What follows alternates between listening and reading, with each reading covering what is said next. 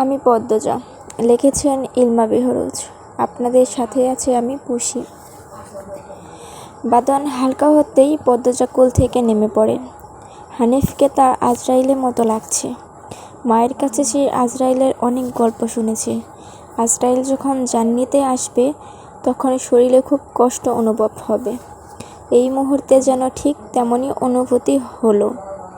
তাহলে তার হানিফ মামাই আজরাইল? পদ্মজা দরজার দিকে তাকায়। অনেক উঁচুতে ছিটকিনি। উচ্চতা কম হওয়াতে সে দরজা খুলতে পারবে না। তাই হানিফকে ভীত কণ্ঠে অনুরোধ করল, মামা, দরজা খুলে দাও। থমকে উঠল হানিফ। কেন? আমি তোরে যাইতে কইছি? তার কাকরস কণ্ঠের ধমকে পদ্মজা ভয়ে কেঁপে উঠল। তার চোখে নহর বইছে। হানিফ পদ্মজাকে জোর করে খুলে তুলে নেন। পদ্মজা কাঁদছে। বারবার বলছে, মামা, মামা, আমি বাড়ি যাব। হানিফের তাতে বিন্দুমাত্র ভ্রূক্ষেপ নেই। বাড়িতে কেউ নেই। বৃদ্ধ সৎ বাবা বধির, কানে শোনেন না। পদ্মজা হানিফকে কিল ঘুষি দিতে থাকে। ভয়ে জোরে জোরে কান্না শুরু করছে। এভাবে কাঁদলে পাশের বাড়ি যে কেউ চলে আসবে। হানিফের রক্ত টকবক করছে উত্তেজনায়। সে দ্রুত ওড়না দিয়ে পদ্মজার হাত পা মুখ বেঁধে ফেলল। পদ্মজা দুই চোখে পানি। হানিফের হৃদয়কে ছুঁতে পারছে না। সে ভীষণ আনন্দ পাচ্ছে। পৈশাচিক উল্লাসে ভেসে যাচ্ছে। হানিফ সিগারেট জ্বালায়। খুব আনন্দ হলে তার সিগারেট টানতে ইচ্ছে হয়। সিগারেট টানতে গিয়ে মাথায় এল নৃশংস বাসনা। তৎক্ষণিক নাক মুখ দিয়ে ধোঁয়া উড়িয়ে সিগারেটটি দুই আঙ্গুলের মাঝে রেখে পদ্মজার বাম পায়ের তালুতে জ্বলন্ত সিগারেটটি চেপে ধরল। স্মৃতিচারণ করতে গিয়ে পদ্মজা হাউমাউ করে কেঁদে ওঠে। হেমলতা দুই হাতে শক্ত করে মেয়েকে বুকের সঙ্গে জড়িয়ে ধরেন। পদ্মজা কাঁদতে কাঁদতে বলল, আম্মা, তখন আমার খুব কষ্ট হচ্ছিল। আমার দমটা বেরিয়ে যাচ্ছিল। আমি তোমাকে খুব ডেকেছি আম্মা, তুমি আসোনি। পদ্মজার কথাগুলো হেমলতার বুকে ঝড় তুলে দিয়েছে। লণ্ডভণ্ড হয়ে যাচ্ছে শরীরের প্রতিটা শিরা উপশিরা। সে যেন 1971 সালে পাকিস্তানিদের নৃশংসতা। নিজের চোখে তিনি দেখেছেন পাকিস্তানিদের নিষ্ঠুরতা। হানিফ আর তার দেখা অত্যাচারী পাকিস্তানিদের মধ্যে কোনো তফাৎ নেই। হেমলতা নির্বাক, বাকরুদ্ধ। শুধু অনুভব হচ্ছে তার বুকে পড়ে আদরের পদ্মজা হাউমাউ করে কাঁদছে। হেমলতার সর্বাঙ্গ জ্বলছে। হানিফকে ক্ষতবিক্ষত করে দিতে হাত নিষ্পিস করছে। সেদিন একটুর জন্য পদ্মজা ধর্ষিত হয়নি। পুরা স্থানে যন্ত্রণা আর মানসিক চাপ সহ্য করতে না পেরে চৈতন্য হারায়। তখনই বাড়িতে সবাই ফিরে আসে। বাকিটুকু আর পদ্মজাকে বলতে হয়নি। হেমলতা জানেন। পদ্মজার গা কাঁপিয়ে জ্বর এসেছিল সেদিন। 21 দিন বিছানায় ছিল। ততদিনে হানিফ দেশ ছেড়ে চলে যায়। পদ্মজা ভয়ে লজ্জায় ঘটনাটি কাউকে বলেনি। পায়ের পোড়া দাগ দেখে যখন হেমলতা প্রশ্ন করেছিলেন, পা এভাবে পুড়ল কি করে, পদ্মজা সহজভাবে জবাব দিয়েছিল, চুলার কাছে গিয়েছিলাম, লার্কের আগায় পা লেগে পুড়ে গেছে। কথাটা পদ্মজা সাজিয়েই রেখেছিল, সঙ্গে অনেক যুক্তি, তাই মিথ্যা বলতে একটুও কাঁপেনি। পুরো ঘটনাটা পদ্মজার বুকে ধগধগে ক্ষত হয়ে রয়ে যায়। এই 6 বছরে লুকিয়ে কতবার কেঁদেছে সে। মনে হলেই চুপ করে কোথাও বসে থাকে। হেমলতা মেয়ের নিশ্চুপতা দেখে মাথা ঘামাননি কখনো। পদ্মজা ছোট থেকে চুপচাপ ছিল। কিন্তু আজ হেমলতা খুব আফসোস হচ্ছে। নিজেকে অপরাধী মনে হচ্ছে। তিনি ভেবেছিলেন তার 3টা মেয়েই তার কাছে খোলা বইয়ের মতো, চাইলেই পড়া যায়। পদ্মজাকে বাড়ির পেছনে নদীর বুক দিয়ে তরতর করে বয়ে যাওয়া স্বচ্ছ টলটল পানির মতো মনে হতো, যার জীবনে অস্বচ্ছ বলতে কিছু নেই। সবই সাদামাটা সহজ সরল, অথচ পদ্মজার জীবনে কত বড় দাগ জ্বলজ্বল করে জ্বলছে। কত বড় ঘটনা লুকিয়ে ছিল। মেয়েটার কথা লুকিয়ে রাখার সীমাহীন ক্ষমতা নিয়ে জন্মায় কতটি নিজের মেয়েদের ক্ষেত্রে মাথায় আসেনি। অনেকক্ষণ মায়ের বুকে থাকার পর পদ্মজা শান্ত হয়। তখন হেমলতা ধীর কণ্ঠে বললেন, পাটা দেখি। পদ্মজা পা বিছানায় তুলল। হেমলতা পদ্মজার পা কোলে নিয়ে পুরা দাগটা দেখেন মনোযোগ দিয়ে।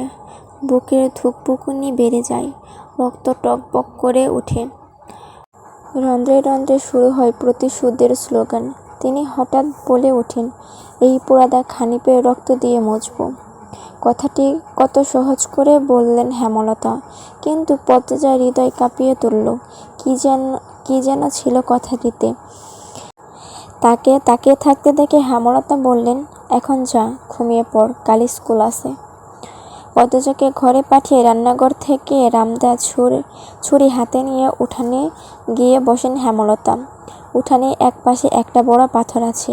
তিনি সেখানে গিয়ে পাথরটির পাশে বসে ছুরিটি পাথরে ঘষতে থাকলেন। ঘষতে ঘষতে পাথর গরম হয়ে আগুনের ফুলিঙ্গ দেখা দেয়। ধার হয়ে গেছে। পদ্মজা ঘর থেকে লুকিয়ে দেখছে। অজানা আশঙ্কা তার বুক কাঁপছে। হেমলতা বারান্দা পেরিয়ে ঘরে ঢুকতে যান। তখন পদ্মজা উৎকণ্ঠিত গলায় ডাকল, আম্মা। পদ্মজা কিছু বলার পূর্বে হেমলতা বললেন, আন্নার চাচার বড় মেয়ের বহু বছর আগে নিখোঁজ হয়েছে শুনছি তো। সেই মেয়ের ধর্ষক হানিফ। ধর্ষণের পর মেয়েটিকে পুঁতে ফেলেছে। অলন্দপুরের এই একটা মানুষই এতটা বর্বর। আমি তখন ঢাকা পড়তাম। বাড়ি এসে ঘটনাটি শুনি। আম্মার অনুরোধ আর কান্নায় আমি সেদিন মুখ খুলিনি। এত বড় পাপ চেপে যায়। সেই শাস্তি আমি ধীরে ধীরে পাচ্ছিলাম। আজ পুরোপুরি পেয়ে গেলাম। আমার পাপের শাস্তি শেষ হয়েছে। হেমলতার মুখ দিয়ে যেন আগুন ফুলিঙ্গ বের হচ্ছে। তিনি কথা শেষ করেই জায়গা ত্যাগ করলেন। পদ্মজা মস্তিষ্ক শূন্য হয়ে পড়ে। এই আপা, স্কুলে যাবা না? যাব। তাড়াতাড়ি করো। তাড়া দিয়ে পূর্ণা বাড়ির ভেতরে চলে গেল। পদ্মজা বাড়ির পেছনের নদীর ঘাটে উদাসীন হয়ে বসে আছে। এই নদীর নাম মাদিনী। জলের কানায় কানায় ভরে উঠেছে মাদিনী। জলের একটানা স্রোত বয়ে যায় সাগরের দিকে। উজান থেকে ভেসে আসছে ঘন ঘন সবুজ কচুরিপানা। পদ্মজার এই দৃশ্য দেখতে বেশ ভালো লাগে। নিপলক চোখে তাকিয়ে আছে মাদিনীর স্বচ্ছ জলের দিকে। একটা লঞ্চ জল কেটে এগিয়ে যাচ্ছে মাদিনীর বুকের উপর দিয়ে। লঞ্চ দেখে 1 মাস আগেকার ঘটনা মনে পড়ে গেল তার। সেই রাতে হেমলতা ছুরি ধারে দিয়ে নিজ ঘরে চলে যান। পদ্মজা অজানা আশঙ্কা সেদিনের ঘুমাতে পারেনি। চুপচাপ অন্ধকার ঘরে শুয়ে থাকে। শেষ রাতে চোখ লেগে আসে। ভোর হতেই হিমেলের চিৎকার ঘুম ভেঙে যায়। হিমেল তার ছোট মামার প্রতিবন্ধী। 1 পা বাঁকিয়ে হাঁটে। খুব সরল মনের মানুষ। বয়স 22 হলেও এখনো শিশুদের মতো আচরণ করে। কথায় কথায় খুব কাঁদে। পদ্মজা ওড়না গায়ে জড়িয়ে দৌড়ে বের হয়। পদ্মজাকে দেখে উত্তেজিত হয়ে পড়ে হিমেল। এই পদ্ম, আপা কই? আপা, আপা। পদ্মজা উৎকণ্ঠা নিয়ে প্রশ্ন করল, কি হয়েছে মামা? এমন করছো কেন? পদ্মজার প্রশ্ন উপেক্ষা করে হিমেল হেমলতাকে ডাকছে, আপা, এই আপা। হেমলতা বাড়ির পেছন থেকে ব্যস্ত পায়ে হেঁটে এলেন। কি হয়েছে? হেমলতাকে দেখে হাউমাউ করে কেঁদে উঠল হিমেল। আপা, ভাইজান খুন হইছে। রাইতে কে জানি মাইরা ফেলছে আপা। হিমেল কাঁদতে কাঁদতে হাঁটু ভেঙে বসে পড়ল। পদ্মজা তৎক্ষণিক সন্দিহান চোখে মায়ের দিকে তাকালো। হেমলতাকে দেখে মনে হচ্ছে তিনি চমকে গিয়েছেন, অথচ তার চমকানোর কথা ছিল না। নাকি হিমেলের সামনে অভিনয় করলেন। হেমলতা দ্রুত পায়ে বাড়ি থেকে বেরিয়ে যেতে যেতে বললেন, পূর্ণা পেমাকে এদিকে যেতে দিস না পদ্ম, আমি আসছি। হেমলতার পিছু পিছু খুঁড়িয়ে খুঁড়িয়ে হেঁটে যায় হেমেল। পদ্মজা রাতেই ভেবেছিল এমন ঘটনা ঘটতে পারে। সে তার মাকে সবচেয়ে ভালো জানে, তবু এখন ভয় পাচ্ছে। পুলিশ কি এসেছে? মাকে ধরে নিয়ে যাবে না তো? ভাবতে গিয়ে থক করে উঠল পদ্মজার বুক। গ্রামের কাছে শহর থানা, পুলিশ নিশ্চয় চলে এসেছে। পদ্ম থপ করে বসে পড়ল মাটিতে। সে ঘামছে, নাক মুখ গলা ঘেমে একাকার হয়ে যাচ্ছে। খুনের কথা শুনে ভীষণ ভয় পেয়েছে পূর্ণা। আতঙ্কে দম বন্ধ হওয়ার উপক্রম। সে পদ্মজার পাশে এসে হাত চেপে ধরে। পদ্মজা মৃদু কাঁপছে, চোখ ভাসছে। হেমলতাকে পুলিশ শিকল দিয়ে বেঁধে নিয়ে যাচ্ছে। তারও খুব কান্না পাচ্ছে। সময় নষ্ট না করে তড়িঘড়ি করে মাথায় ওড়নার আঁচল টেনে নিয়ে পূর্ণার উদ্দেশ্যে বলল, পেমাকে দেখে রাখিস। বাড়ি ভর্তি মানুষ আসছে ঠেলে ঠুলে। হেমলতা হানিফের লাশের সামনে গিয়ে দাঁড়ালেন। ঠিক সেই মুহূর্তে ফর্সা রঙের দুই মহিলা ঝাঁপিয়ে পড়ল তার উপর। আকস্মিক আক্রমণে অপ্রস্তুত হয়ে পড়েন হেমলতা। খেয়াল করে দেখেন মহিলা দুজন তার মা আর বোন। তারা হাউমাউ করে কাঁদছে, কিন্তু হেমলতা তো কান্না পাচ্ছে না। ব্যাপারটা লোক চোখে ঠেকছে। একটু কি কান্নার অভিনয় করা উচিত? হানিফের মৃতদেহ দেখে মনে হচ্ছে কেউ ইচ্ছেমতো কুপিয়েছে। হেমলতার দেখে শান্তি লাগছে।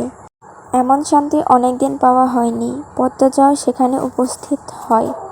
হেমলতার নজরে পড়ে। ভীতু চোখে মায়ের চোখের দিকে তাকালো পদ্মজা। হেমলতা বুড়ো কুচকিত করে আবার স্বাভাবিক করে নিলেন। পদ্মজা চোখ ঘুরিয়ে দেখল পুলিশ এসেছে কিনা। চারিদিকে এত মানুষ। পদ্মজাকে এদিক ওদিক উকি দিতে দেখে হেমলতা মেয়ের দিকে তেড়ে যান।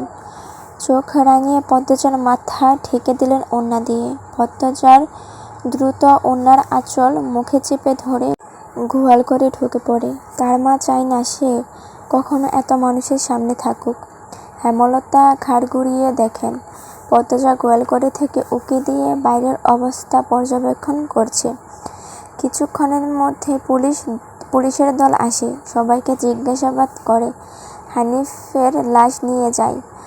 লোক মুখে শোনা যায় হানিফ খুন হয়েছে শেষ রাতে। সকালের লঞ্চে ঘাটে লাশ ভেসে ওঠে। হেমলতাকে পুলিশ নিয়ে যায়নি বলে পদ্মজা স্বস্তির নিঃশ্বাস ছাড়ে। মানুষের ভিড়ও কমে গেল। হেমলতা মা কাঁদতে কাঁদতে ক্লান্ত হয়ে উঠানের এক কোণে বসে আছেন। হেমলতা গুটি পায়ে গোয়ালঘর থেকে বেরিয়ে আসে। পদ্মজার দিকে তাকিয়ে মৃদু হাসলেন হেমলতা। সেই হাসি দৃষ্টিগোচর হয় হেমলতার মা মঞ্জুরার।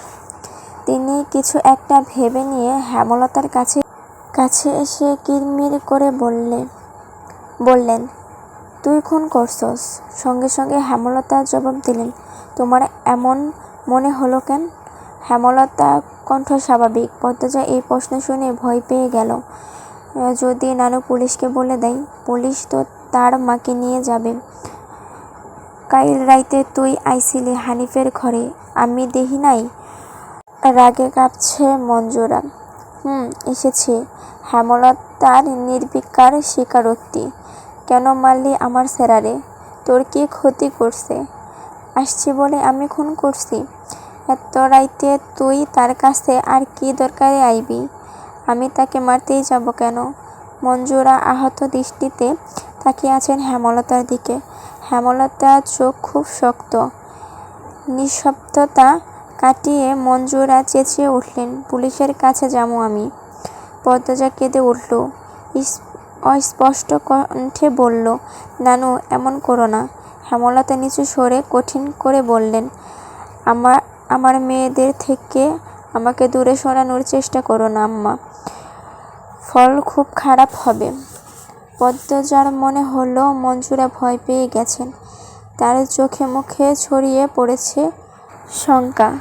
তিনি সবসময় হেমলতাকে ভয় পেয়ে চুপসে থাকেন। পদ্মজা বুঝে উঠতে পারে না নানু কেন ভয় পায় মাকে।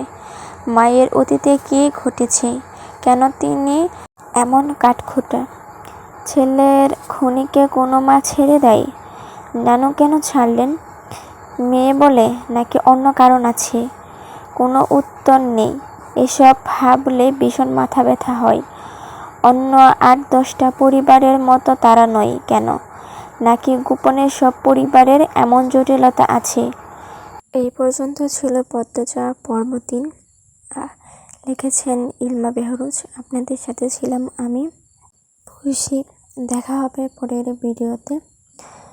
আমার ভিডিও যদি ভালো লেগে থাকে তাহলে সবাই চ্যানেলটা সাবস্ক্রাইব করে দেবেন এবং ভিডিওর মাঝে অনেক ভুল ত্রুটি হয়ে থাকলে ক্ষমা দৃষ্টিতে দেখবেন।